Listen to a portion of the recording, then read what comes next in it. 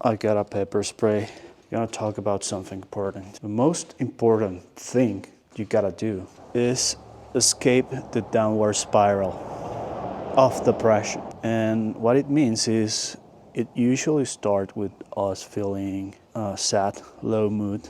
So we stop doing stuff, or we do stuff to stop feeling that. That makes us feel worse, so we do less and we feel worse, and then we ruminate, and then we feel worse, so we do less. But sometimes it is not about what we stop doing, it's about what we do. And there was this study that came out recently about the effects of consuming short form videos like TikTok Reels and YouTube Shorts, which I hate, but I recognize their usefulness exactly because they're easy to do and they're addictive. But yeah, to no surprise to anyone, they are correlated with anxiety, with low impulse control, with short attention and stuff like that. So to me, it looks a lot like part of this downward spiral. We feel bad probably because we started spending too much time on social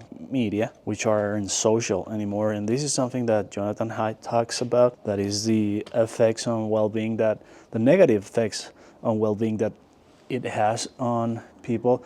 And he especially noticed the effect on teen girls. But there's a new study showing that it affects even adults the same. So, well, not the same, but it also affects us. And it probably just, the reason probably is that, well, teens are early adopters, so they have the consequences first, but now they're catching up to us. So yeah, we were feeling bad about this, so we distract ourselves with more videos, and then we did less, we connected less.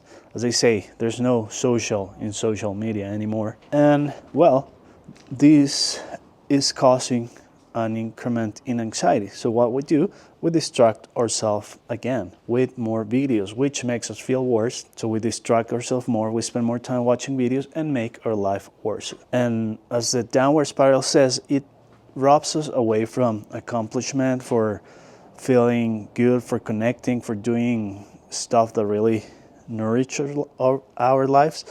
So how do we escape this quicksand, this whatever trap? And well, it's starting to get achievements from this. And how we do that?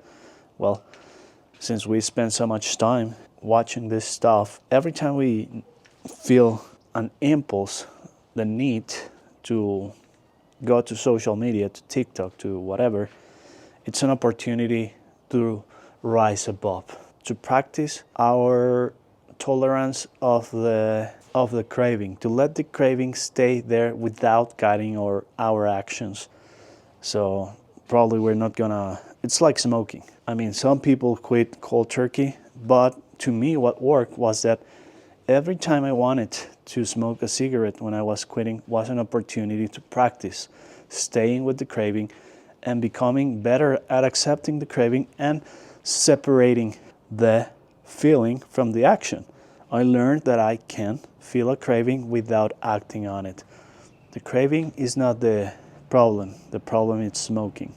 So yeah, and if we think about it, we can frame it that way because it's more useful. In acceptance and commitment therapy, we have this thing called dead body goals, I think, or corpse goals, which are anything that a corpse would do better than us. Not smoking, not screaming, not watching reels, whatever.